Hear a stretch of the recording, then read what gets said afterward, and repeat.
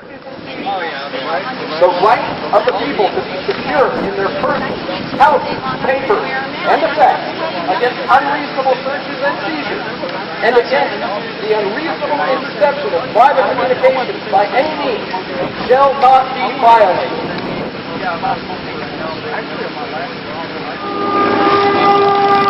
As sheriff, you have the absolute duty to enforce the law uniformly and without prejudice.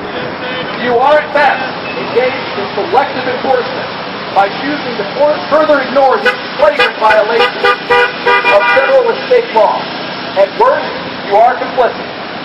If you have TSA agents within your county that are violating the law, we turn to you, our constitutional sheriffs, to enforce the law in accordance with your sworn duty. And ladies and gentlemen, I was just handed a media response to this letter, the first official response that we've received from the Florida Sheriff's Association, and I'd like to take a moment to read that now. This is a media statement from the Florida Sheriff's Association. The Florida Sheriff's Association respects and values an organization's right to rally about issues that are important to them as a way to draw attention to their issue and seek support for their cause. After speaking with the party's leaders, we understand the reasons for today's Florida Libertarian Party rally, an effort to urge sheriffs to arrest the Transportation Security Administration employees who search passengers at checkpoints and airports across the nation for violating the Fourth Amendment.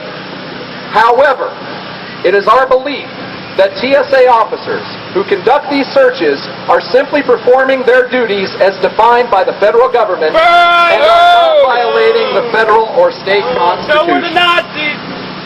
It is the job of the Florida sheriffs to serve and protect our citizens, not to arrest citizens who are attempting to do the same.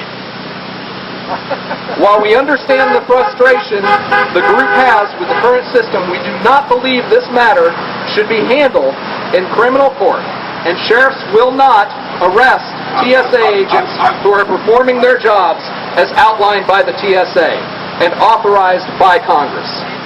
Federal courts have held that while Supremacy Clause in the United States Constitution allows Congress to enact legislation free of any impediment or interference by state law, it jointly serves to prevent state law or state law officials from interfering with or otherwise impeding federal officers as they perform their lawful duty.